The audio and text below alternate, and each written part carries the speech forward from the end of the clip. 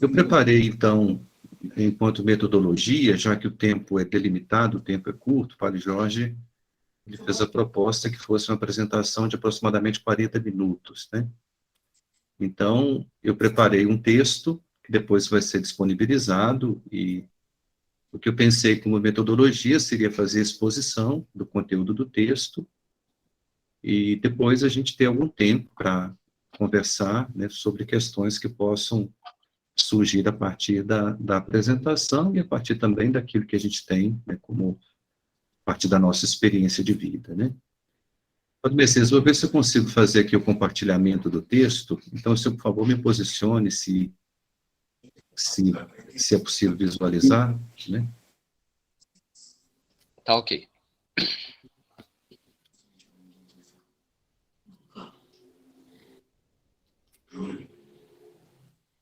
Ainda não.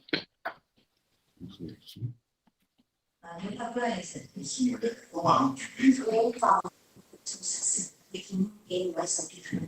Acho que eles estão no pai. Nem motivo para isso. Não sei se. Então, está conseguindo visualizar o texto? Sim, agora sim. Ok.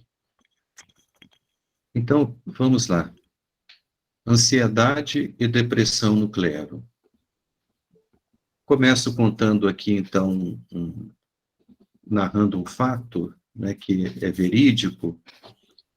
Há algum tempo, os funcionários da paróquia vêm percebendo que o determinado padre, que o padre Y, está diferente.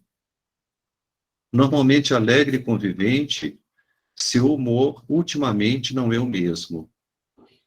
O semblante sempre tristonho, já pela manhã se percebem claramente sinais de cansaço. Parece não descansar durante a noite. Em muitos momentos se mostra agitado e inquieto. Não consegue ficar no mesmo lugar por muito tempo. Ele falta paciência para reuniões, conversas um pouco mais prolongadas e para os atendimentos rotineiros do funcionamento paroquial. Este estado se mantém há alguns meses. Aconselhado por colegas próximos, foi ao médico e, sendo encaminhado ao psiquiatra, recebeu um duplo diagnóstico para transtorno depressivo e transtorno de ansiedade generalizada, para os quais está fazendo uso de medicamentos e acompanhamento psicológico, com sessões 2 vezes por semana. O padre Y está próximo de completar 30 anos de sacerdócio, é a primeira vez que enfrenta semelhantes dificuldades. Então, aqui é um fato, né, de uma pessoa que existe, e eu penso que poderia ser substituído por narrativas semelhantes, né, relacionadas à vida de muitos outros presbíteros, né, que vivem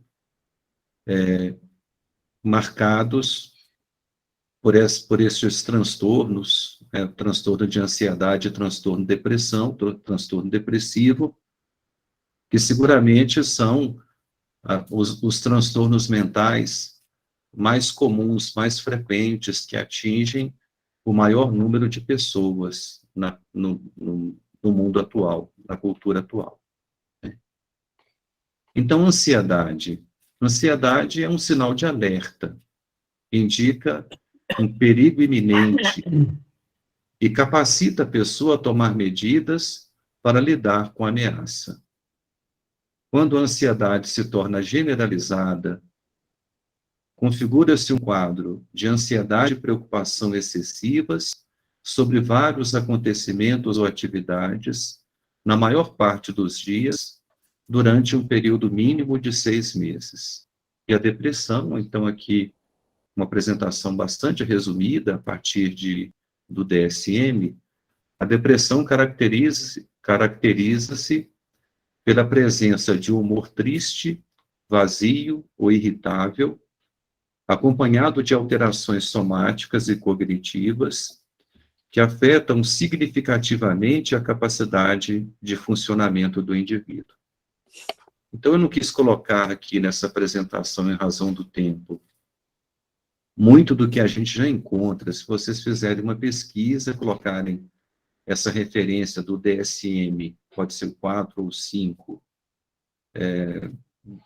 num mecanismo desse de busca da internet, vão encontrar detalhadamente a exposição do que sejam transtorno de ansiedade e transtorno depressivo, né? Então, é uma informação que é de muito fácil acesso, né? Ansiedade e depressão estão entre os dois maiores males do mundo atual no que se refere à saúde psíquica.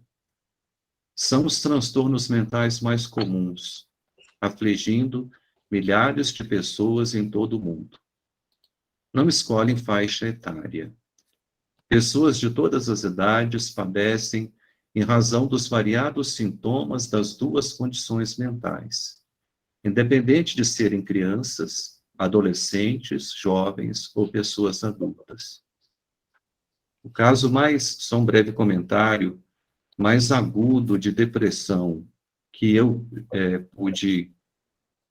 pude conhecer e um pouquinho acompanhar, foi de uma adolescente, de uma menina de 14 anos. Então, para dizer que, de fato, nem ansiedade, nem depressão, embora normalmente estejam mais presentes em pessoas adultas, também estão muito presentes em crianças, adolescentes e jovens.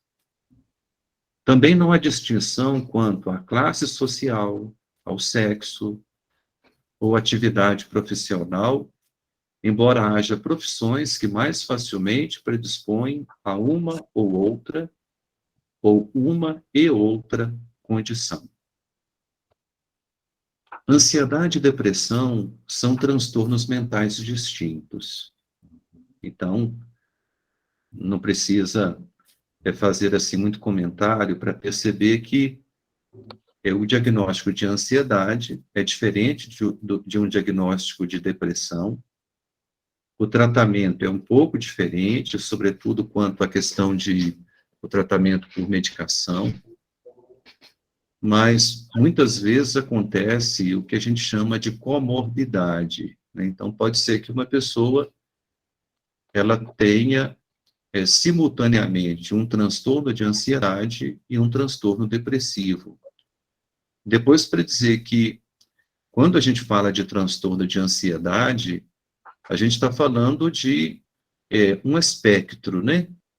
Dentro desta realidade que é a ansiedade, há uma variedade de condições, né? Há uma tipologia, né? O mesmo vale para a depressão, não é uma condição unitária, né? Há diferentes tipos de depressão, né? Então, há uma variedade muito grande de condições dentro do transtorno de ansiedade, como também dentro do transtorno depressivo. Ansiedade e depressão são transtornos mentais distintos, não há dúvida, mas têm muito em comum, sobretudo o fato de serem sinônimo de sofrimento. As dores provocadas por ambas as condições podem ter intensidades diferentes. Há os casos em que ansiedade e depressão se tornam quadros clínicos crônicos. Creio que todos conheçamos pessoas que são identificadas por serem ansiosas ou por serem deprimidas, e que mesmo assim, à custa de grande esforço, conseguem cumprir os compromissos e responsabilidades diários, por vezes até sem demonstrar o que se passa em seu interior. São casos em que os referidos transtornos mentais não chegam a ser tão intensos ao ponto de desestruturar o funcionamento mental, mas que têm energia suficiente para tirar a alegria e o colorido da vida. Então, há situações em que ansiedade e depressão se tornam condições crônicas. Então, a pessoa ela se torna uma pessoa ansiosa e, de alguma forma, aprende a conviver com ansiedade e depressão. Mas é claro que é uma condição de vida.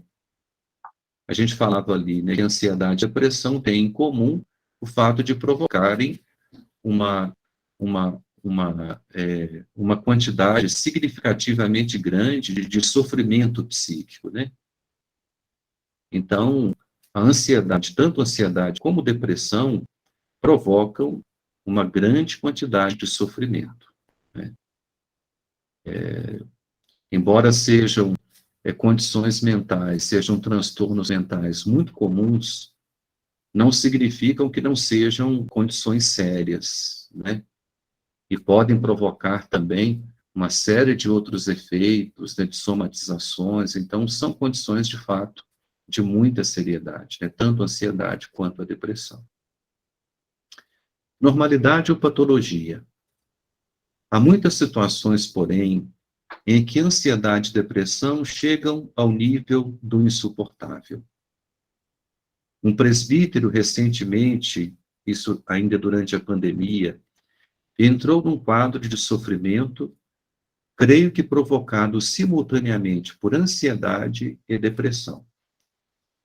Então, isso aqui, num relato, o presbítero disse mais ou menos, aproximativamente, o que eu coloco aqui no texto. Deitava-se por volta de 21 horas e acordava por volta das 2h30, todas as noites.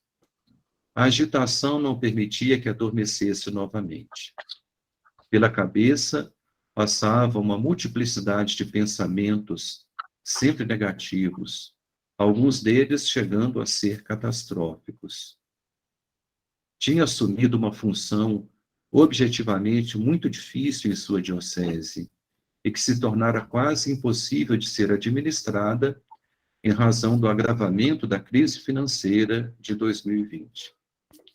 Em cada manhã se levantava exausto fisicamente e esgotado emocionalmente. Como estava em regime de isolamento e com atividades pastorais muito limitadas, também um quadro de tristeza havia se instaurado.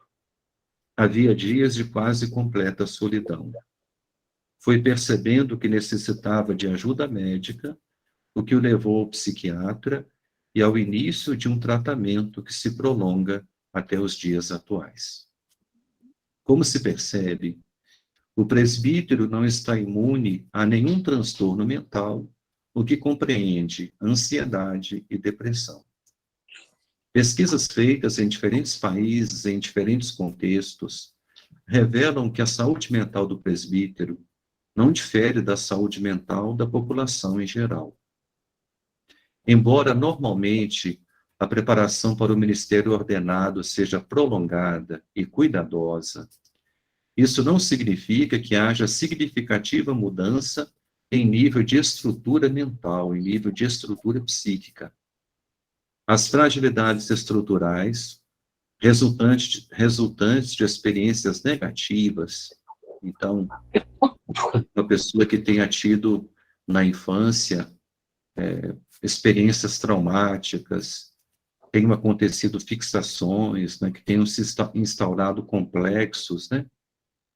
Então, fragilidades estruturais resultantes de experiências negativas vividas nos anos iniciais, né, vividas na infância, costumam manter-se resistentes, perpassando as etapas da formação inicial e provocando diferentes níveis de debilidade diante do estresse, da pressão e da exigência que normalmente fazem parte do exercício do ministério ordenado. Então, nas situações em que a pessoa ela tenha no inconsciente, né, radicado algum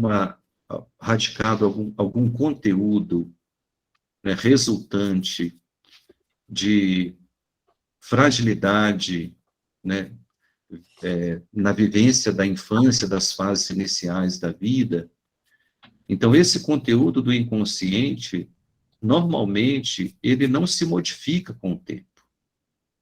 Então, pode ser que isso venha a se manifestar em algum momento da vida, né? Sobretudo naqueles momentos, mesmo, quem sabe, anos depois, naqueles momentos em que a pessoa estiver experimentando alguma situação mais difícil, de maior cobrança, de maior tensão, né? De maior pressão, né? O que muitas vezes acontece no exercício do ministério ordenado. Mas o que caracteriza os transtornos de ansiedade e depressão? Comparativamente, por empatia, é possível construir uma percepção mental do que se passa no interior de quem é diagnosticado com tais condições mentais. Há a ansiedade normal, que todos experimentamos, assim como há a tristeza que diariamente nos acompanha. Para se ter uma ideia do que sejam os transtornos ligados a estas condições, basta imaginar o que seria experimentar os mesmos sentimentos, numa intensidade que atinge um nível de desestruturar a organização mental. Então, a ansiedade ela pode desestruturar o funcionamento mental, e a depressão também. E com o agravante de que essa condição ela permanece por um tempo, normalmente bastante prolongado.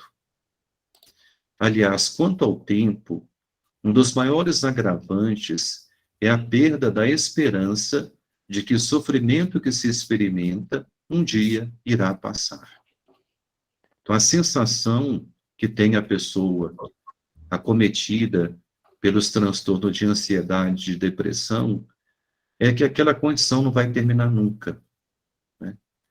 Então, a confiança no futuro, a esperança em que haverá dias melhores, em que aqueles males serão superados, né?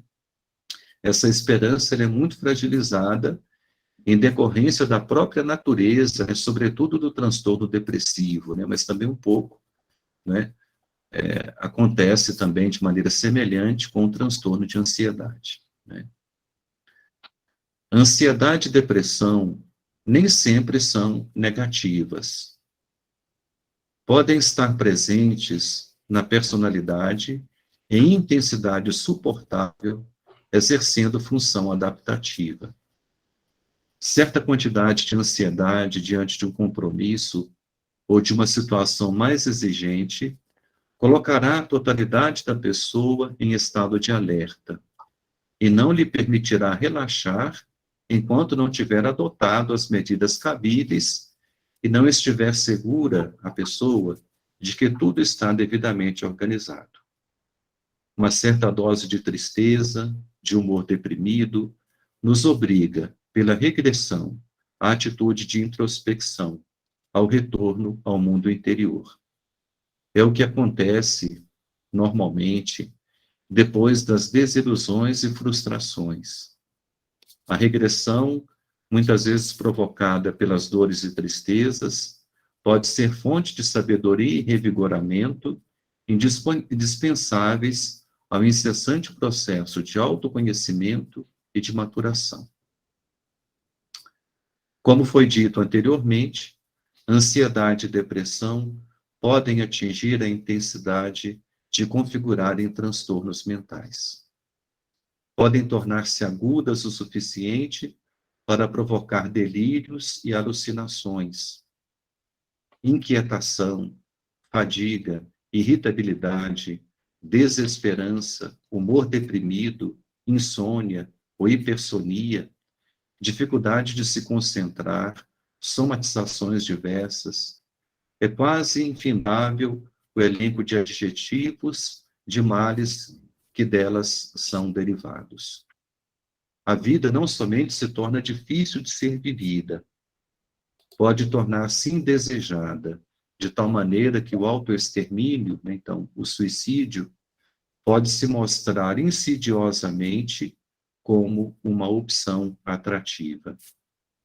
Aqui no texto, a gente não entra, né, no tema do suicídio, mas os estudos mostram que aproximadamente 90% das pessoas que suicidam são pessoas acometidas por algum tipo de transtorno mental.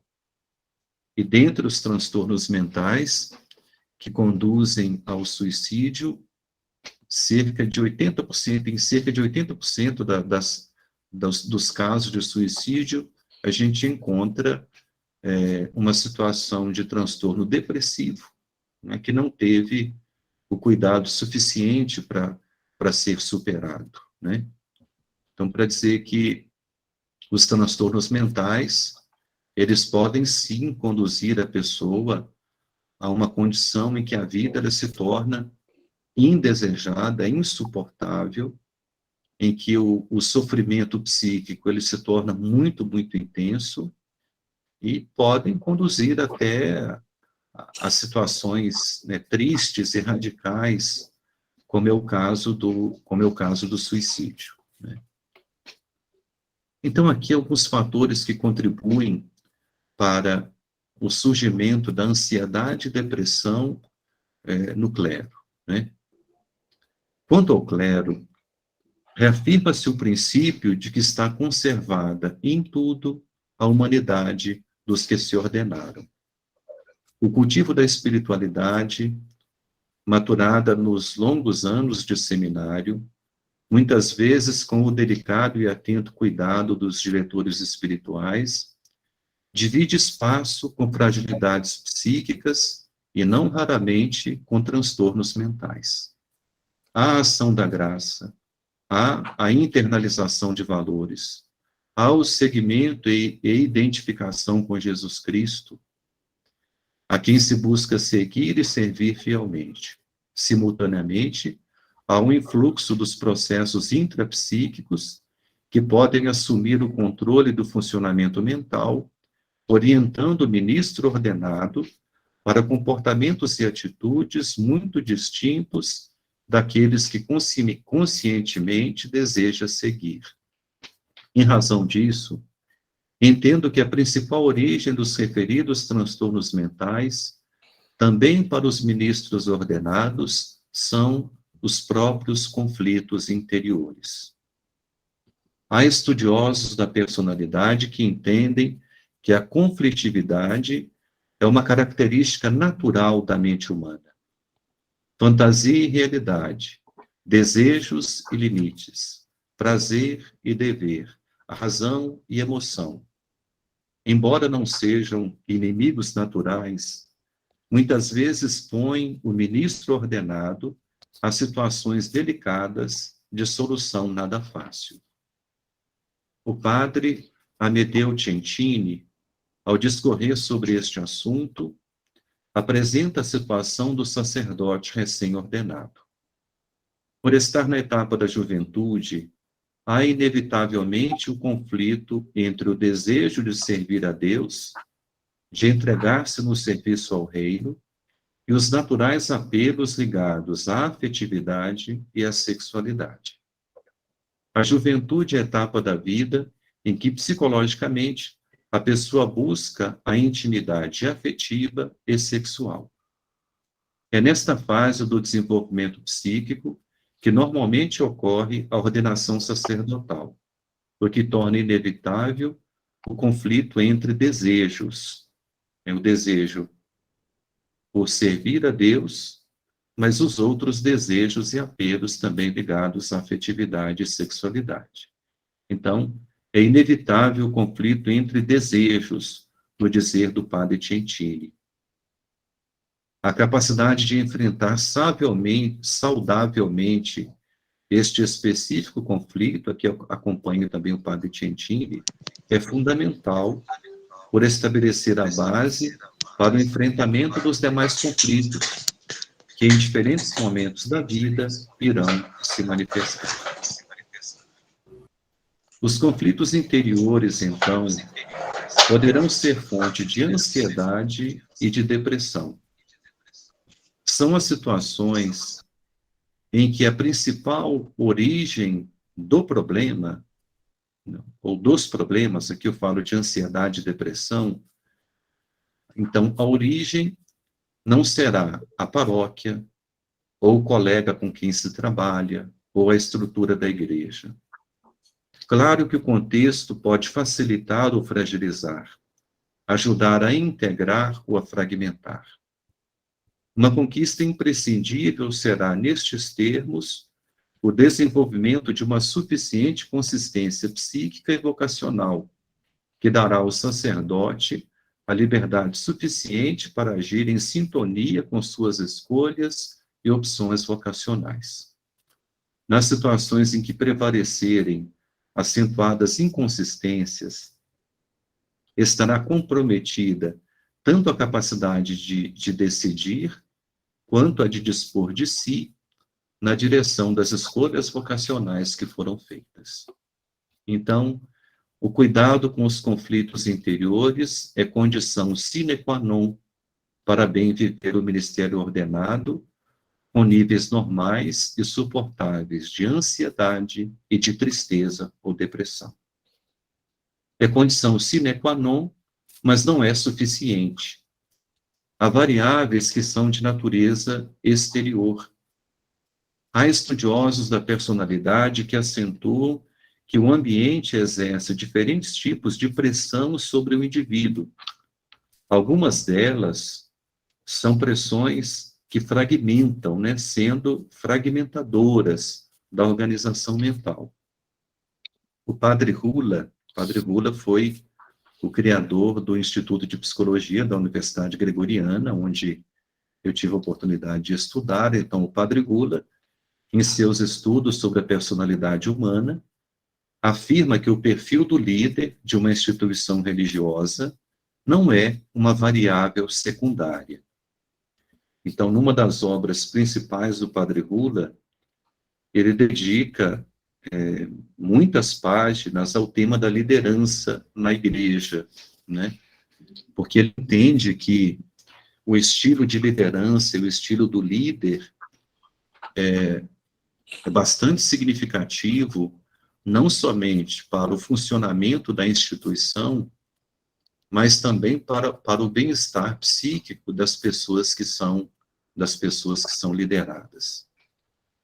Então, o estilo de liderança e personalidade do líder, aqui eu falo do bispo diocesano, porque nós somos padres diocesanos, o estilo de liderança, o modo de conduzir administrativa e pastoralmente a diocese, e, sobretudo, o modo de se relacionar com o presbitério, poderá contribuir significativamente para o bem-estar e a comunhão do presbitério e dos presbíteros individualmente, ou poderá ser fonte de ansiedade e de sofrimento, né, para os presbíteros. Em cada igreja particular, o bispo é a autoridade. O presbítero é seu colaborador e lhe deve obediência. Há relações maduras, construtivas, saudáveis e estruturantes entre bispos e presbíteros, mas há também situações em que as relações são imaturas e fonte de sofrimento. O lado mais frágil da relação normalmente é ocupado pelo presbítero, mas também ocorre o contrário, né? Ocorre também que o presbitério, ocorre situações em que o presbitério cria para o bispo não poucas dificuldades, e pode ser também que o presbitério seja fonte de sofrimento, de ansiedade e de depressão para o bispo, né?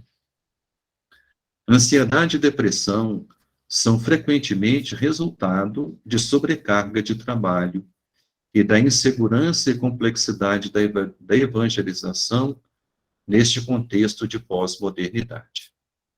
Então, se a gente fizer uma pergunta, no período em que eu preparava esta reflexão, por vezes, assim, no dia a dia, me encontrava com um colega padre ou com um religioso, uma religiosa, eu perguntava, né? Então, o que você acha que provoca a ansiedade e depressão nos padres? Impressionante que a primeira resposta é sobrecarga de trabalho. Ou então, as exigências do trabalho de evangelização, do trabalho pastoral, da condução dos serviços da paróquia. Então, parece, quanto à origem de ansiedade e depressão, né, o primeiro fator, né, que é apresentado pelas pessoas é sobrecarga de trabalho. Eu penso que isso não seja por acaso, né? Há quem fale hoje que nós vivemos, né, no contexto de uma pós-cristandade. É fato o quanto é belo o caminho construído pela Igreja no Brasil ao longo dos mais de 500 anos de anúncio do Evangelho. É igualmente de fato que há sobrecarga de trabalho para os presbíteros, tanto nas cidades, nas grandes cidades, quanto nas dioceses de interior e em regiões de missão. Então, nós construímos uma organização eclesial muito bela, mas que, ao mesmo tempo, demanda muito trabalho, né, do presbítero, como também das lideranças leigas. Aliado a isso, está o cansaço e sobrecarga também para as lideranças leigas, o que desafia ainda mais o presbítero em seu bem-estar espiritual e psicológico. A literatura sobre a ansiedade a associa a sentir-se ameaçado. Ansiedade é irmã gêmea do medo. Provoca ansiedade sentir-se desamparado diante de algum tipo de ameaça. Os estudos apresentam como mais expostas e frágeis as pessoas que vivem sozinhas. Então, os estudos mostram que são mais expostas à depressão, como também à ansiedade, as pessoas solteiras, as pessoas separadas, as pessoas viúvas, as pessoas que não gozam do amparo e da disponibilidade afetiva de um ambiente familiar saudável. Então, por tudo isso, aqui há muito que refletir quanto à condição do presbítero. Há quem diga que no presbitério, o presbítero constrói e encontra amparo fraterno, a experiência de amar e ser amado de que necessita, enquanto homem e enquanto cristão presbítero. Mas, falando sinceramente, relações fraternas, maduras e saudáveis é o que predomina na maioria dos presbitérios. Há nos presbitérios disponibilidade de amparo e amor fraterno suficiente para fazer frente ao desgaste provocado pelo exercício do ministério ordenado? A solidão é outra realidade que se relaciona diretamente com ansiedade e depressão. Segundo Karen Horney, na base das neuroses está a ansiedade básica, que é a sensação de ser pequeno, insignificante, indefeso, abandonado e ameaçado no mundo disposto a abusar, ludibriar, atacar e humilhar. A solidão ao longo dos tempos se mantém como um dos grandes temas da vida do presbítero. Ao mesmo tempo que vive em comunidade, por vezes sufocado por reuniões, encontros e celebrações, o celibatário experimenta um tipo de solidão que lhe é característico. Há igualmente os muitos casos em que o presbítero vivencia a solidão enquanto carência de amparo afetivo, de apoio para enfrentar os desafios e de conforto nas frustrações, desilusões e sofrimentos. Poucas experiências são tão dolorosas quanto a solidão, ao mesmo tempo em que poucas experiências são tão necessárias quanto sentir-se acolhido e amado. Recordo-me de estar conversando com uma pessoa consagrada, aqui com uma religiosa, que partilhava uma vivência interior de insatisfação e sofrimento, que poderia classificar como uma pré-depressão. Chamava atenção o fato de a origem das dificuldades ser situada pela pessoa, né? Exclusivamente na realidade externa. Havia sempre algo no mundo que estava atrapalhado. Mas era fato que aquela jovem há muito estava carente da nutrição proporcionada pelas relações interpessoais maduras, saudáveis e significativas. Embora vivendo em comunidade, era uma pessoa fundamentalmente solitária.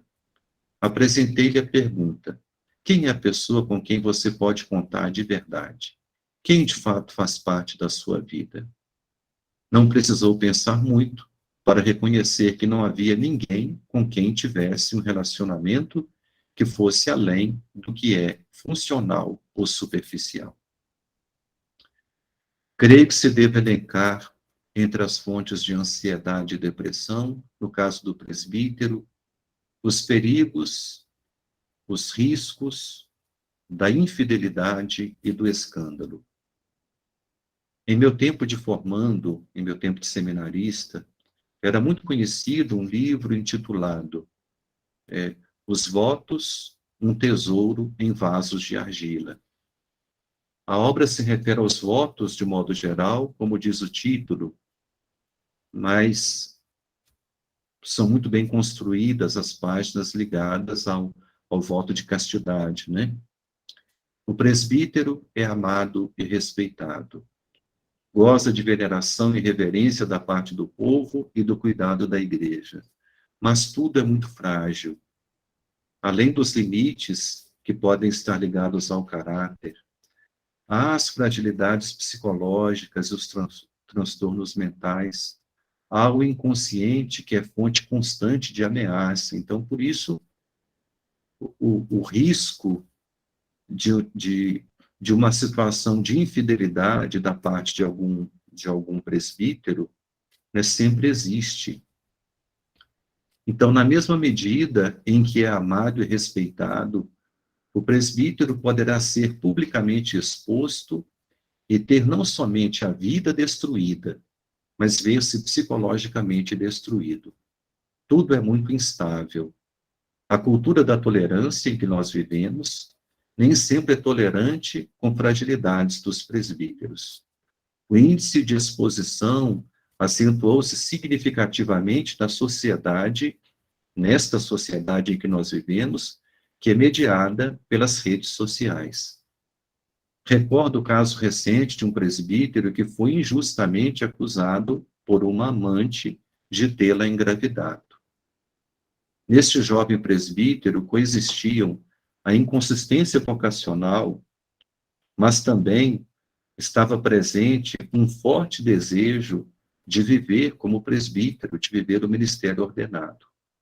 A rápida divulgação da falsa denúncia e a imediata exposição de sua imagem causaram-lhe um impacto tal que o conduziu ao suicídio, o que surpreendeu a todos os que o conheciam. Este fato dramático, aqui relatado muito parcialmente,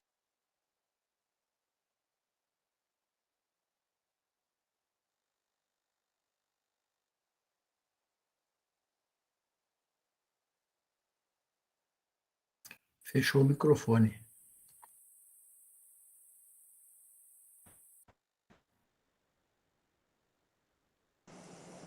O áudio.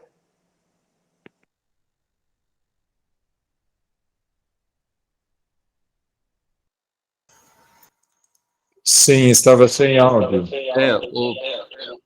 O seu áudio estava fechado, Padre José Carlos. Padre, o áudio está fechado. Padre José Carlos. Seu áudio abriu? isso, abri. Então, só me digam, há quanto tempo está fechado? 1 minuto e meio. Qual foi a última palavra dele? O início do parágrafo, padre. Isso. Início do parágrafo. Então, é aqui no... Este dramático, aqui. Saiu a apresentação. É no suicídio. A apresentação saiu da tela. Isso. Tá bem, vamos lá. Gente, tem que ter paciência, porque com a tecnologia, essas coisas Não vamos ficar ansiosos, então. Não, nem deprimidos, né? Mas eu estou caminhando para o final já. Não fiquem ansiosos que já está terminando. Já tá.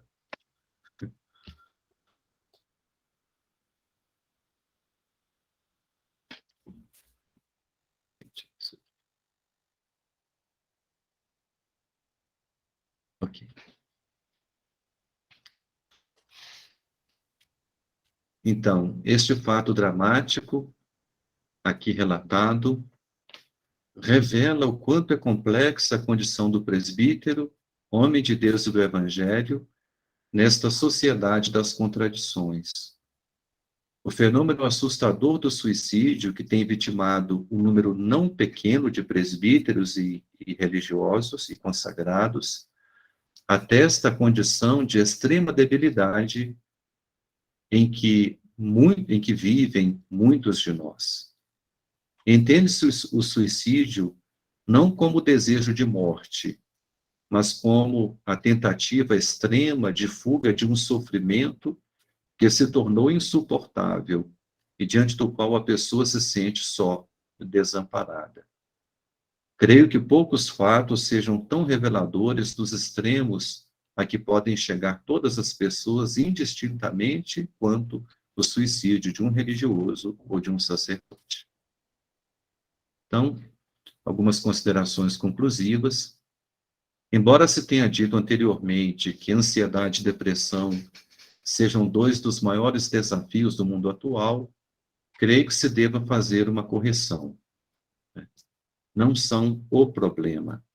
São sinais que apontam para uma realidade mais profunda e mais complexa, que precisa ser objeto de questionamento e de cuidado por parte de cada presbítero e da igreja. Sintomas precisam ser tratados porque provocam sofrimento, mas a saúde não se restabelece plenamente quando a atenção e a terapia se dirigem exclusivamente aos sintomas. Não é necessário despender grande soma de recursos em pesquisas para se chegar à conclusão de que há muitas coisas a serem mudadas, no modo como preparamos as novas gerações para o sacerdócio, no modo como nos cuidamos enquanto sacerdotes, e na maneira como o sacerdote exerce o seu ministério na igreja e no mundo. O percentual de pessoas ansiosas e deprimidas, no sentido amplo destes termos, precisa ser psicoanalisado, entendendo-se a história de dor de cada presbítero como possível fonte de sabedoria para que tais situações nos ensinem a cuidar melhor do humano em nós e nos outros. Há alguns princípios que são satisfatoriamente conhecidos e que serão sempre úteis. Há pessoas que se ordenam sem a suficiente resistência para o peso que é inerente ao exercício do ministério. Há pessoas que se fragilizam em razão de não cuidarem de si mesmas. Outras pessoas, por sua vez, se desgastam em razão de colocarem sobre si carga excessiva de exigência e de cobrança. Há outras variáveis que exercem um papel de primeira importância, conforme acenado anteriormente. Destacaria o perfil do presbitério como lugar de existência do presbítero e de exercício do ministério, e as relações que aí se estabelecem, incluída a relação com o bispo diocesano. A psicologia ensina que a família tem por função o cuidado e a proteção de seus membros mais frágeis. Mutatis mutandis, o presbitério deverá assumir função semelhante. Como membros de um presbitério, exercemos o ministério que nos foi confiado, e como presbitério, temos a responsabilidade de cuidar uns dos outros. Creio que seja correto afirmar que se multiplicam os casos de presbíteros que se fragilizam com quadros de ansiedade, depressão e seus múltiplos derivados, dentre eles o suicídio. Vários outros transtornos mentais, evidentemente, afligem ministros ordenados. Há muito esforço envolvendo muitas pessoas e instituições para colocar alguma luz nestas situações, mas entendo que muito mais precisa ser feito. Cada caso de adoecimento e morte devem ser entendidos como um apelo à atenção, no sentido de levarmos a sério o cuidado integral consigo mesmo e com os irmãos. Entendo ainda que se chegará a conclusões significativas na medida em que considerarmos as variáveis individuais e aquelas estruturais ou institucionais.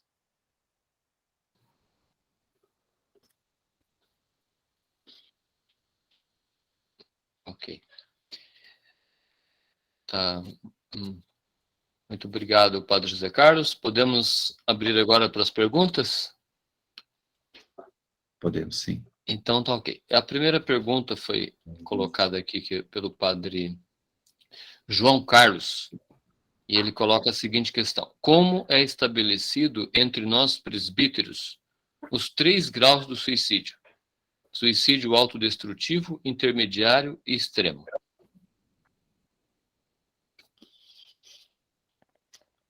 Então, olha, eu tenho de confessar, assim, que eu não conheço muitos estudos ou muita bibliografia sobre suicídio de presbíteros, né?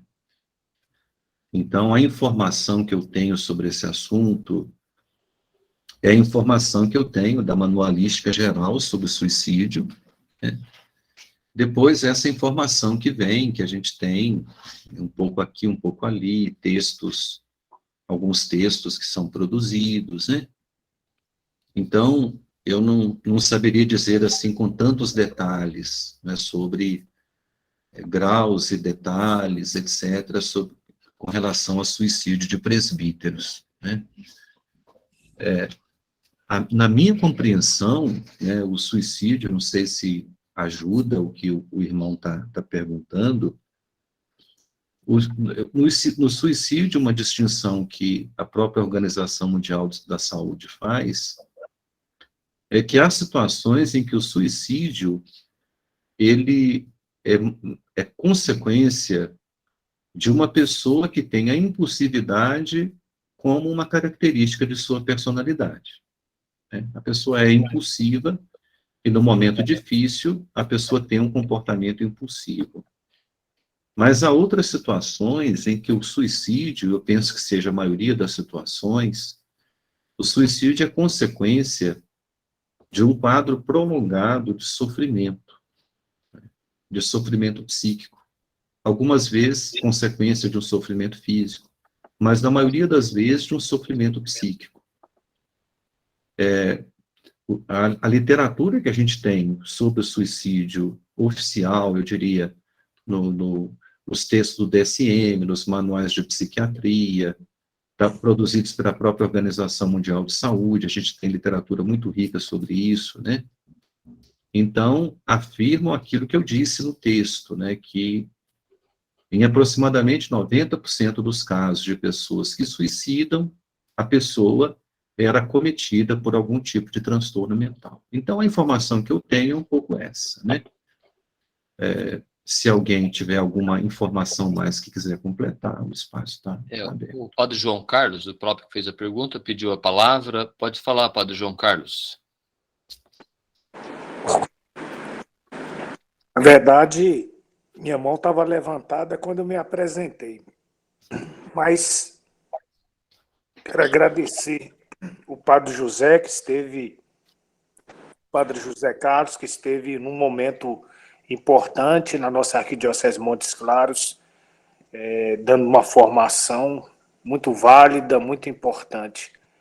Eu considero, assim, em termos desses 3 graus de suicídio, porque a gente tem percebido nos nossos irmãos uma hipocondria. Muitos dos nossos é dor de cabeça, desculpas, ou seja, eu considero isso um grau autodestrutivo. O extremo a gente sabe que é onde aquele determina e fala e faz. Então, são consequências que a gente observa e a gente ressente. A gente vai agora para um ano de um dos nossos aqui que, com apenas 32 anos, 3 anos de ministério, optou pelo extremo. Então, são consequências que a gente guarda no coração, na alma, na vida, e a gente observa que é um momento ainda tenso em todos nós. Aí já no âmbito não só de nós presbíteros, mas na contextualidade do nosso povo, o povo que a gente... Seria um pouco essa a minha contribuição, né, e agradecer por esse momento formativo. Muito obrigado, Padre João Carlos, pela contribuição, e quem sabe ele poderia ficar, Padre Messias, essa sugestão nessa sequência de temas, de lives, poderia entrar uma sobre esse tema específico do suicídio, que é um Exato. tema muito atual, né? Na verdade, a primeira live já foi sobre esse tema, né, do suicídio, sim. com o Padre Lício, né? Depois a gente fez uma segunda sobre a pastoral presbiteral, e agora ansiedade e depressão. Então, nós estamos trabalhando já um pouco nessa temática, visto que é uma das questões mais complexas, né, que a gente está enfrentando. O Padre Ivanildo dos Santos Costa, pode falar. Padre José Carlos, eu gostaria, sim, de... Talvez o senhor possa nos ajudar a entender um pouco como lidar com essas notícias que temos recebido através da mídia, de situações de padre. Por exemplo, teve um caso aí de um padre que completou 50 anos de ministério e, por causa de desentendimento com colegas, veio a praticar um suicídio, denunciando, inclusive, os maus-tratos, o sofrimento que passava frente à convivência com esses demais irmãos. Isso foi muito chocante no nosso presbitério aqui em Catanduva. O nosso bispo, inclusive, tratou com muita cautela, com muito carinho, a questão do tema, do assunto, a preocupação que ele também tem a respeito da fraternidade presbiteral. E aí me veio aqui à mente, enquanto o senhor falava, justamente essa situação dos idosos. Os nossos padres vão envelhecendo, tornando-se emérito, e muitas vezes não consegue ver sentido no seu viver ministerial, uma vez que fica jogado de lado, sem função, sem atividade. Como que nós poderíamos trabalhar essa questão no presbítero para que, quando chegasse a esse período, a essa idade já de tornar-se emérito, para que ele possa, de fato, fazer parte de um convívio, de uma relação, de fato, fraterna dentro do presbitério, e que possa dar sentido à sua vida, à sua própria irmandade dentro do clero. Essa é uma questão que me veio, assim, surgiu a partir da sua fala. A outra questão que me preocupa é essa questão que, não sei se o senhor poderia nos ajudar, como que poderíamos lidar com essa questão das redes sociais? Porque a maior parte dos casos que nós vemos aí de padres que cometem suicídio, são situações que chegou ao extremo por causa de divulgação imprópria, por falta de respeito à pessoa do presbítero, a forma que foi exposta a sua imagem pela mídia, e que levou, às vezes, a uma tragédia de um suicídio. Como que nós podemos lidar com isso, gerando dentro do presbitério essa consciência de como lidar com essas ferramentas e como buscar ajuda nos momentos de dificuldade? Obrigado, Padre Ivanildo. Então, Padre Ivanildo, obrigado. O senhor me coloca em dificuldade, porque são temas difíceis, são questões difíceis, né?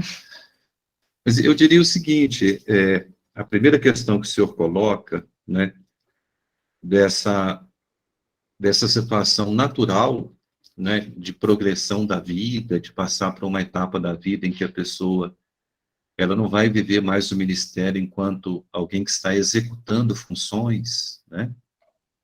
mas como alguém que vai ser presbítero e talvez menos exercer funções, cumprir funções, eu penso que a preparação para isso começa quando a pessoa começa a se preparar para o sacerdócio.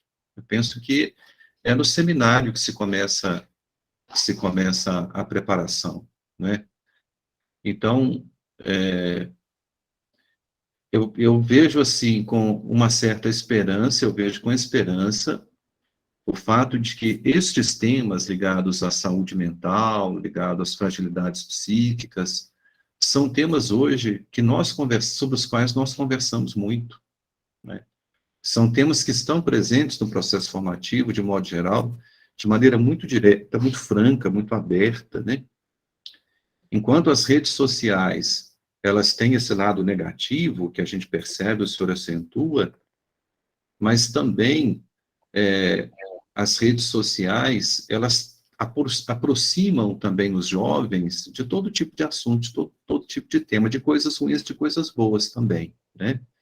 Eu vejo, por exemplo, no caso do nosso seminário aqui, eu vejo que a dimensão humana da formação, ela recebe uma atenção bastante boa, né? Então, eu acredito que isso, para o futuro, poderá trazer frutos no sentido de a pessoa saber viver de maneira saudável cada etapa da vida, né?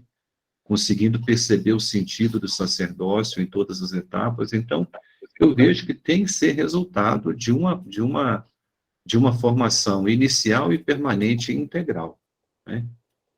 Então, ao mesmo tempo, com uma reflexão voltada para a dimensão humana, mas para a dimensão espiritual, né? Eu vejo que vai um pouco nesse caminho aí. Eu penso que a gente tem que aproveitar estas situações, né? Algumas delas foram citadas aqui, né? De fatos tristes, de suicídio, de adoecimento e tudo mais, né?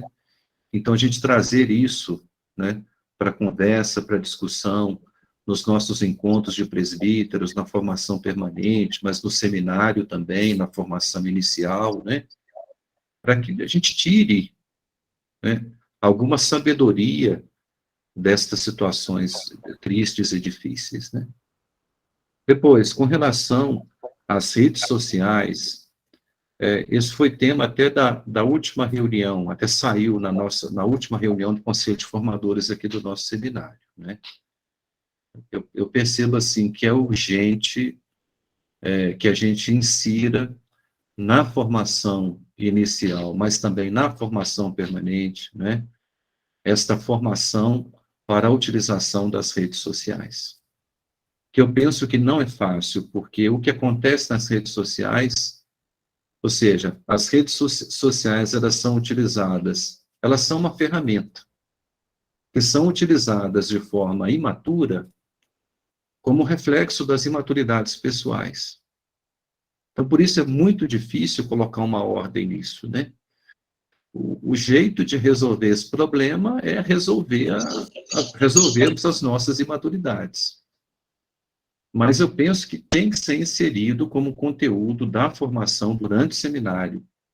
Necessário falar claramente, abertamente sobre isso, como também na formação permanente, né? Porque, infelizmente, são situações que se proliferam de escândalos ligados à utilização das redes sociais. As redes sociais chegaram para ficar, né? Então, todas as pessoas vão utilizar mesmo.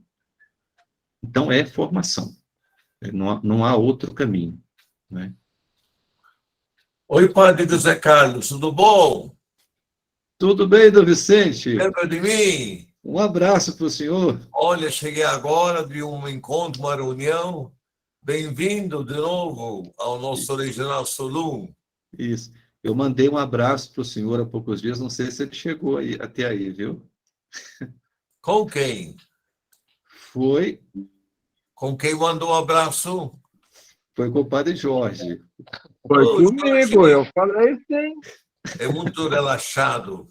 Estou brincando. Mas eu mostrei para o senhor no dia da... É verdade. Tudo bom para vocês, então, viu, padres queridos? Também tem psicóloga Maria, eu vi, Messias, Muito obrigado, José Carlos, por ter aceito animar nossos padres para que possamos sair da depressão. Isso. Um bom encontro para vocês. Uma boa noite para todos e para todas. A benção do Vicente, Dom Carlos, viu? Obrigado. O Dom Carlos está aqui também, nosso Dom Carlos, Dom José Carlos. Muito obrigado. Boa noite para todos. Obrigado, obrigado. Boa noite. Boa noite, Dom Vicente. Alguém tem mais alguma pergunta? João Carlos. Pode falar. João Carlos. Está o microfone fechado. Fábio. O João Carlos está falando já. Isso, pode falar. É porque eu não consigo abaixar a mão, me desculpe aí, mas eu não... Não consegue abaixar a mão? Eu estou Fábio? Estou muito bem contemplado. Eu abaixo para você. Deixa ele abaixar a mão dele lá. E o Fábio? Já abaixei. É o caso, Fábio, de Moisés, né, que tinha que ficar com a mão levantada. Fábio quer falar ou tem que abaixar a mão dele também? Luan Flávio. Luan Flávio, pode falar. Boa noite a todos os irmãos, aos demais que acompanham. Boa noite, Padre José Carlos. Boa noite. Mês passado esteve com o clero de Campinas, né, numa formação muito boa, muito proveitosa. Obrigado. A minha colocação, Padre, considerando uma fala que eu achei muito interessante do texto, o senhor aponta a ansiedade e a depressão, né, como sintomas e que apontam para algo mais profundo. Né, considerando isso, esse algo mais profundo é como sendo necessário da ajuda de um profissional, de alguém preparado para poder acompanhar o padre nesse processo de descoberta e redescoberta de si, dos seus conflitos interiores. Uma questão que eu coloco, mas para o senhor dar uma explanação a respeito da necessidade do acompanhamento psicológico. Eu, por exemplo, no meu período de formação de seminário, nós tínhamos psicólogos na casa, mas dentro da nossa compreensão havia muita dificuldade de entender. Eu lembro que muitas e muitas vezes era taxado quem procurava o psicólogo, né, por passar por crise, por ser problemático e assim por diante. Então, nós tínhamos períodos que, às vezes, o profissional estava lá, mas que pouco recurso se fazia. E depois que a gente entra no ministério, a gente sente as dificuldades, né? Eu tive a oportunidade de me despertar para isso, né? Desde que eu fui ordenado, eu tenho uma psicóloga que me acompanha, já há 5, 6 anos, e me fez muita diferença. Mas eu devo muito a isso, aquilo que o seminário foi oferecendo, mas que não foi fácil para a gente entender, devido a essas dificuldades de contexto, a falta de esclarecimento, aos preconceitos em relação à própria figura do psicólogo, a necessidade de um suporte, e assim por diante. Então, quando o senhor trouxe essa questão, achei isso muito interessante e me remeteu a isso. Se o senhor puder dar uma explanação a mais, né, sobre a questão do acompanhamento psicológico. Obrigado e um abraço, padre. Um abraço, Padre Luan, muito obrigado.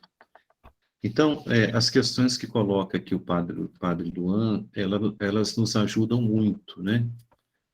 Eu só faria para vocês aqui só uma colocação, assim, comparativa, né? Por exemplo, no caso de alguém que é psicólogo, na formação do psicólogo, está, por exemplo, como um dos requisitos que a pessoa faça um acompanhamento psicológico bastante sério durante a preparação, durante o tempo de estudos, e depois fica uma orientação e uma cobrança para que a gente tenha sempre um acompanhamento psicológico que vai nos acompanhando, né? Na pessoa de um terapeuta e na pessoa de um supervisor. Então, eu não digo que com o padre deveria ser a mesma coisa, eu acho que o padre mais a figura do diretor espiritual.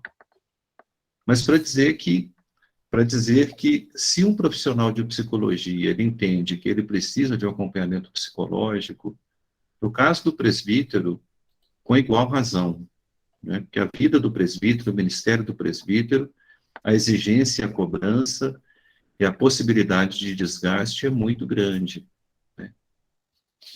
Faz uma diferença muito grande a experiência do acompanhamento psicológico, né? Eu deixo para vocês aqui, então, uma palavra, não somente enquanto psicólogo, mas também enquanto presbítero, né? Então, o processo terapêutico, ele, de fato, não é que faça milagres, mas ele nos ajuda a nos percebermos e a perceber a própria realidade de uma forma que a gente sozinho não consegue perceber, né? E agora, eu penso que durante a vida, em algum momento, é importante que a gente tenha um acompanhamento psicológico e depois, nas situações em que a gente se perceber de alguma forma mais pressionado, quem sabe um pouco mais fragilizado, né? Nestas situações, a gente precisa, de fato, né, da ajuda, do auxílio de um profissional, né? A diferença é muito grande, né? Esse preconceito precisa acabar, né? Eu vejo, repito aquilo, né, no nosso caso aqui, do nosso seminário diocesano, eu penso que este preconceito, ele já no seminarista, ele não existe, né? Eles solicitam acompanhamento, eles pedem acompanhamento, né? Então, é tão grande, eu acho que é exceção o caso de algum seminarista que não solicita acompanhamento, né? E aí, no futuro, então, depois, quando a pessoa for padre, o acompanhamento psicológico já é uma coisa natural, né? Então, é necessário trabalhar para que essa resistência, ela não exista mais, e nós que já somos presbíteros de mais tempo, a gente se abrir para uma possibilidade de ser ajudado, né, para esta ferramenta que é o recurso à psicologia. Ok. Mais alguma pergunta? O senhor comentou aí uma coisa a respeito da sobrecarga de trabalho dos padres, né? Que uma pessoa... qual seria a causa principal? E a estrutura das nossas paróquias, ela parece bastante pesada em cima do presbítero, principalmente o pároco, principalmente se ele for centralizador. Queria que o senhor dissesse uma palavra também a respeito disso, né? Visto que muitas funções, atividades vêm exatamente sobre o presbítero, né? Além da administração, etc. Então, para um presbítero, né, a possibilidade de sobrecarga de trabalhos é muito grande, né? É muito grande. Então, a proposta de igreja que nós temos, o caminho de organização de igreja que nós temos, ele é muito bonito, né? Uma igreja como rede de comunidades, com as pastorais organizadas, mas é claro que a demanda de atenção é muito grande, como também a atenção, o acompanhamento das confissões, das orientações espirituais, depois dos trabalhos diocesanos, né? Eu penso que é necessário que a gente tenha sabedoria, né, para colocar-se nesse contexto, no sentido de, claro, organizar da melhor maneira possível e dar atenção, mas dentro do limite da própria condição física e da própria condição psíquica, e como você fez, né, enquanto possível, partilhando as funções e os trabalhos na organização paroquial. Mas de fato, eu tenho contato, graças a Deus, com muitas pessoas, também com pessoas religiosas, eu fico surpreso, por exemplo, a gente conversa às vezes com um consagrado de vida contemplativa, e também eles se queixam de sobrecarga, de cansaço, de sobrecarga de trabalho. Também na vida contemplativa está assim, né? Então, é uma marca do mundo, né? O leigo que tá no mundo, com o seu trabalho, com a sua família, está sobrecarregado. Muitos presbíteros também estão. Eu me lembro muito de Dom Geraldo Lírio, que foi meu bispo aqui, né, foi arcebispo de Mariana. Então, eu me lembro de uma conversa com Dom Geraldo. Então, falava um pouquinho sobre os trabalhos, sobre as funções da diocese. Aí, Dom Geraldo, daquele jeito extremamente sábio, um certo dia ele disse assim: Padre Zé Carlos, eu nunca fiz o que eu devia fazer. Eu me assustei, né? Depois eu repeti, Padre Zé Carlos, eu nunca fiz o que eu devia fazer. Eu perguntei, mas como assim, Dom Geraldo? Ele, como assim, Dom Geraldo? Como é que o senhor nunca fez o que o senhor devia fazer? Ele disse, eu sempre fiz o que eu conseguia fazer, o que eu podia fazer na minha limitação. O que eu devia fazer, cumprir plenamente os meus deveres, eu nunca consegui. Então, a gente tem que saber conviver com a nossa fragilidade, a nossa limitação, que a gente não vai conseguir fazer tudo o que a gente deve fazer, a gente vai fazer o que a gente consegue fazer, né? Bem, Padre Ivanildo, poderia ser a última pergunta, né? Já estamos avançando um pouquinho, pode falar. Só complementando o que você colocou, Padre Messias, essa questão do padre estar sobrecarregado, estar cansado, em função do modo de exercer, às vezes, seu próprio ministério dentro da paróquia, eu não sei se isso é uma realidade a nível de todas as igrejas no Brasil, mesmo fora do Brasil, uma dificuldade hoje que o padre encontra de conseguir fazer frente às mudanças, às transformações que vêm acontecendo na igreja. Alguns apelos que vêm sendo feitos pelo povo, o tipo de padre que quer, o tipo de missa, de liturgia. Eu sinto que isso também está gerando um conflito, uma dificuldade no relacionamento até do clero, a respeito do que alguns fazem, outros não concordam ou não aceitam essa nova realidade de liturgia ou de pregação que está sendo desenvolvida dentro da igreja atual. E aí vem a minha pergunta também sobre a questão desse cansaço, onde muitos padres não querem mais responsabilidade, não querem mais assumir paróquia, e muitos deles também já falam até em aposentadoria precoce, porque não se sentem mais em condições de continuar à frente a esses desafios. Então, isso que vem me angustiando um pouco, porque é uma realidade que nós enfrentamos dia a dia, né? Então, essa colocação do Padre Ivanildo, recentemente, há poucos dias, eu ouvia de um colega, a gente participava de uma ordenação, então, naquelas conversas assim, ao pé do ouvido, que muitas vezes acontece, então ele olhava para os jovens que estavam, era uma ordenação diaconal, e ele fez um comentário assim, esses jovens não imaginam o quanto é difícil ser pároco nos dias atuais, né? Então, é um padre já de muitos anos de sacerdócio esse. Aí depois ele repetiu, Padre Zé Carlos, mas como está difícil ser padre, ser pároco hoje, né? Ele falava, por exemplo, da dificuldade com as lideranças, né, de pessoas que de fato assumam, e por diversos motivos, né? Então, eu vejo que, de fato, muitos presbíteros percebem a função de pároco como muito desafiante. E por isso muitos preferem ser vigários paroquiais, ou preferem outras funções, né? Então, é de fato um desafio, né? O mundo atual. Como foi colocado pelo senhor mesmo, é um mundo que vai mudando, que vai se transformando. A sociedade mudou muito nos últimos 20, 30 anos, mudou radicalmente, né? E a gente tem que saber entender essa mudança que está acontecendo e encontrar uma forma de continuar evangelizando num mundo que vai se transformando, de fato, né?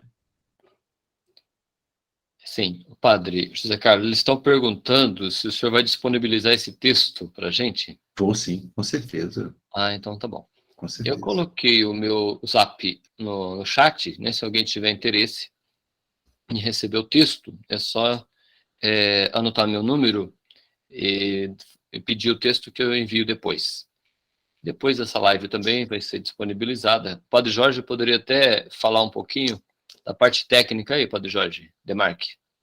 O Padre Messias, o Padre Fábio está com a mão levantada. Ah, o Padre Fábio. Fala, depois o Padre Jorge pode explicar melhor a parte da divulgação aí da live. Pode falar, Padre Fábio. Só uma reflexão dentro disso que o senhor acabou de falar. Eu vejo também que há uma questão de ansiedade se apresenta muitas vezes como busca de resultado. Então, a busca de resultados com relação ao padre, é bastante complicado, porque eu vejo que toca dois elementos fundamentais. O ser padre, a identidade de padre, qual que é? O que é ser padre? Se eu muitas vezes encontro, o padre é um homem de oração, o padre é um homem de reflexão, o padre é um homem mais ou menos nessa linha, né? Não como uma coisa alienante, porém, é uma situação que identifica o padre. O padre é um homem de Deus. Então, se ele é um homem de Deus, a expressão do ser tem que passar por aí. Então, enquanto isso não se apresenta ou no presbitério ou mesmo na formação, nós vamos, então, buscar resultados, sem ser. Então, nós passamos a executar. Somos executantes, executores, e etc. Então, vamos ter que fazer. Então, isso cansa. Chega um determinado momento que a gente se cansa, é verdade. Porque falta também a vida interior que poderia alimentar e sustentar essa ação. Obrigado, Padre Fábio. Concordo plenamente com o senhor. Eu acho que é isso mesmo. Né? Acho que esse aprendizado a gente precisa construir durante a vida, né? Então, esta visão da identidade presbiteral, de fato, precisa ser internalizada, né? Tá ok. Tá bom, obrigado. Padre Jorge, poderia falar um pouquinho sobre os links, os vídeos disponíveis para a gente? Sim. Já pode falar. Então, com relação a esse material, as lives que estamos fazendo, nós já realizamos 2 e eu acabei de postar aí no chat os links. Criamos um canal no YouTube da Comissão Regional de Presbíteros do Regional Sul 1 e à medida em que estamos fazendo as lives, assim que a plataforma disponibiliza o vídeo, eu faço uma edição e publico nesse canal do YouTube. Então, nesses links, vocês vão poder acompanhar. Infelizmente, na primeira live, eu não tenho o vídeo completo da fala do Padre Lício sobre a prevenção ao suicídio. Depois, obtivemos o áudio, então, está em formato de vídeo, por ser YouTube, mas temos aí no áudio a palestra dele completa. E a palestra do Padre Elcimar. Então, esses links que eu passei aí agora, se vocês salvarem, acessarem, vocês podem assistir depois. E, assim que editar e publicar esta de hoje, eu mandarei o link pelos e-mails ou o WhatsApp que vocês possam ter colocado aí no chat para o contato. E à medida que organizarmos outras lives, na verdade, o primeiro bloco eram essas 3 lives. Agora, o grupo de apoio aos presbíteros vai precisar se reunir novamente e planejar outras iniciativas, outras lives. Então, não temos nada agendado proximamente. Mas, se Deus quiser, vamos dar continuidade a partir das próximas reuniões. Ok. Aliás, até o Padre José Carlos tinha aproveitado uma pergunta para que pudesse ser uma sugestão de tema. Se vocês quiserem colocar até no chat propostas dos próximos temas, seria bastante interessante para a gente fazer uma live mais assertiva, porque a gente vê que tem alguns temas que interessam mais, outros temas que nem tanto. Então, seria interessante se vocês puderem enviar. Eu deixei também o meu zap, qualquer dúvida, pergunta, né? Padre Messias Rochinski. Aí a gente pode estar interagindo e melhorando, até sugestões críticas em relação às próprias lives, né? Porque nós estamos começando aí nesse universo e sujeito, né, a sugestões, aperfeiçoamento. Uma outra coisa aproveitando a oportunidade, principalmente para quem é de fora do estado de São Paulo, nós estamos desenvolvendo um aplicativo, na verdade uma ferramenta, chamada ePresbíteros, onde nós temos um banco de dados, eu posso até mostrar para vocês aqui, que nós vamos colocar nesse banco de dados assessores, diretores espirituais, profissionais do cuidado, psicólogos, psiquiatras, psicanalistas, também casas de retiro, locais para eventos e clínicas para internação de presbíteros religiosos, etc. Nós ainda ainda vamos começar a alimentar com o banco de dados, colocar os dados nessa plataforma, mas com certeza vai ter um benefício para todos, principalmente quem trabalha na pastoral presbiteral. Não sei se o Padre Jorge poderia colocar o ePresbíteros aí, para quem não conhece. Então, daqui a um tempo, vocês vão ter muita facilidade em utilizar essa ferramenta organizada aqui pela CRP, né, e também pelo Grupo de Apoio aos Presbíteros. Eu poderia colocar, Padre? Sim. O Jorge? Sim, estou abrindo o site aqui, eu já compartilho. Compartilha, e aí a gente está desenvolvendo essa ferramenta justamente para facilitar o trabalho de todos. Às vezes a gente precisa de um assessor, como procurar agulha no palheiro. Agora, com essa ferramenta, vai ficar muito mais fácil. Por exemplo, casas de retiro, você pode pesquisar as casas de retiro pelo número de quartos disponíveis. Isso vai facilitar muito o trabalho da pastoral presbiteral, né, de todas as dioceses. A princípio em São Paulo, mas depois pode beneficiar em alguns links todas as dioceses do Brasil. Então, dá uma olhadinha aí na ferramenta, né? O Padre Jorge, o senhor pode falar um pouquinho agora? Daqui a pouquinho a gente já encerra. Sim, então esse é o layout, na verdade é uma ferramenta, é um banco de dados, ele não é um aplicativo, mas pode ser acessado através de computador, de celular, tablet, enfim, qualquer dispositivo eletrônico. E tem esses tópicos, então, né, que o Padre Messias comentou, assessores, diretores, profissionais, e clicando no nome, vai aparecer uma página de pesquisa, onde aparecem os nomes, mas também, se quiser fazer uma pesquisa digitando os dados, vai pôr, sei lá, vamos dizer, Antônio.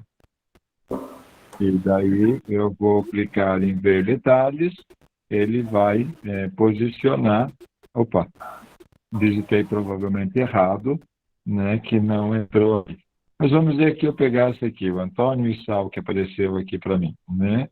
Eu vejo detalhes, vai aparecer alguns dados de contato, né? Então, especialidade, endereço, de onde ele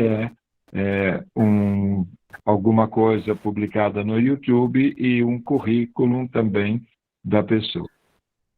E assim podem pesquisar cada um, tá? E, então, o endereço, não sei se conseguem ver aí, é e-presbíteros.org.br. Vou digitar, ou o Messias podia digitar aí no chat enquanto eu coloco.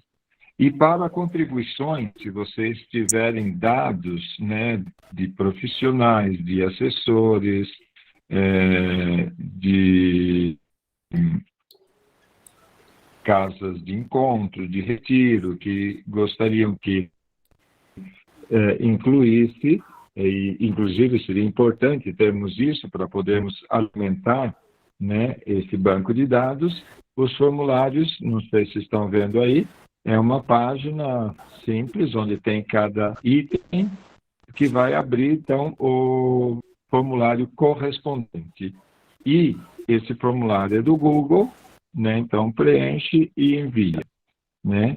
E o link para acessar esses formulários, o endereço, né, da página dos formulários é epresbíteros.org.br/formulários, né? Que então daí podem estar dando as contribuições para alimentarmos o banco de dados. Tá, ok. Ok. Obrigado, Padre Jorge, aí De pela nada. pela De orientação nada. aí. Então, estamos trabalhando aí para facilitar o trabalho da Pastoral Presbiteral. Então, eu agradeço mais uma vez o Padre José Carlos dos Santos, agradeço também o Padre Jorge, né, que fez a parte técnica aí, o pessoal do Grupo de Apoio aos Presbíteros, da CRP também, todos os padres, seminaristas, religiosos, psicólogos, todos que participaram. Padre Maurício, mande seu zap de novo. Oi, é isso. Então, e a gente pede que vocês também possam, quando receber o link, né, das próximas lives, para divulgar para o maior número possível de presbíteros, que essa é a nossa proposta, né? Está colaborando com tantos irmãos e irmãs aí que enfrentam seus desafios no exercício do ministério. Padre José Carlos, poderia encerrar para a gente com a bênção? Padre Messias, por favor, mande seu zap. Eu mando já. Eu já mandei lá em cima, mas eu mando de novo. Padre José Carlos, pode encerrar para a gente? Então, mais uma vez, meu agradecimento ao Padre Jorge, ao Padre Messias, a toda a equipe. Agradeço aos irmãos presbíteros pela oportunidade desse encontro. Bem rapidamente, tem um site que tem o meu nome, padrejosecarlos.com.br. Lá, geralmente, o material que eu preparo para encontros como esse, ou para assessorias, eu disponibilizo. Então, tem algum material lá que, se for útil para alguém, está disponível, a pessoa pode acessar como desejar, né? Então, vamos lá. Estou agradecendo a Deus, né, por esta noite, por este encontro, pelas reflexões, pedindo a Deus que nos ilumine, nos abençoe, para que possamos viver sempre na paz e na alegria, o serviço onde Deus nos colocar, os serviços que Deus nos confiar. O Senhor esteja convosco. E Ele está no meio de nós. Abençoe-vos, abençoe-nos o Deus Todo-Poderoso, Pai, Filho e Espírito Santo. Amém. Deus abençoe. Boa noite. Bom descanso a todos. Obrigado. Boa noite.